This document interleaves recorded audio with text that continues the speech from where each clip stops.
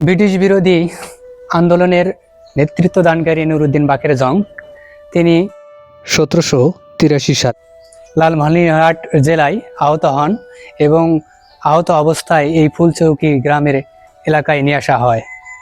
তারপর তিনি 1783 সালের 15 ফেব্রুয়ারি মারা যান আর তাকে এখানে সমাধিত করা হয়। তিনি বিভিন্ন যুদ্ধের নেতৃত্ব দেন এই নুরুদ্দিন বাকের জং, যার নেতৃত্বে অনেক যুদ্ধে বিজয় লাভ করেছিলেন এই এলাকার মানুষ, এবং ফকির মজনু শাহর যুদ্ধেও তিনি নেতৃত্ব দিয়েছিলেন। এই কারণেই তাকে ফকির মজনু শাহ নামেও চিনে থাকেন। এই নুরুদ্দিন বাকের জং তিনি ছিলেন আমাদের গর্ব, তিনি ছিলেন আমাদের এই উত্তরবঙ্গের শেষ স্বাধীন নবাব হিসাবে পরিচিত। দিবা এবং নিশি নামে দুইজন জমিদারের লোভে বিশ্বাসঘাতকতা করেছিলেন নুরুদ্দিন বাকের জংয়ের সাথে, আর সেই সময় তিনি লালমনিরহাটে আহত হন। শেষ নবাব হিসাবে শুধু না, মানুষের কাছে শেষ যোদ্ধা হিসাবেও পরিচিত ছিলেন। নবাবগঞ্জের বামনগড় এবং মাসিমপুর এলাকায় যে যুদ্ধ সংগঠিত হয়েছিল, ব্যাটল অফ মাসিমপুর, সেই যুদ্ধে বিজয় লাভ করে আমাদের উত্তরবঙ্গ এবং তথা এই অঞ্চলকে স্বাধীন করে গিয়েছে।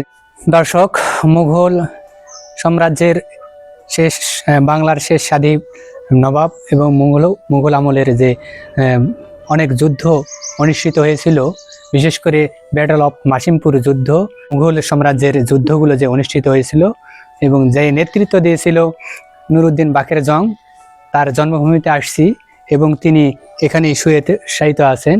মাসিমপুর এলাকায় ফুলচৌকির গ্রামে শায়িত আছেন। আর ওনার নামেই আরও একটি বিষয় হচ্ছে, ওনার নামেই দিনাজপুর জেলার নবাবগঞ্জ উপজেলার নামকরণ করা হয়েছে। শুধু বইয়ের পাতায় নয়, ইতিহাস স্বচক্ষে দেখলাম, মনে হচ্ছে যে ব্রিটিশ বিরোধী আন্দোলন কিভাবে হয়েছিল এটা একটু উপলব্ধি করতে পেরেছি এবং আপনাদেরকে এই ভিডিও মাধ্যমে জানতে পেরেছি। এবং পরবর্তীতে এ ধরনের ভিডিও পেতে এই পেজ এবং ইউটিউবের সঙ্গেই থাকুন।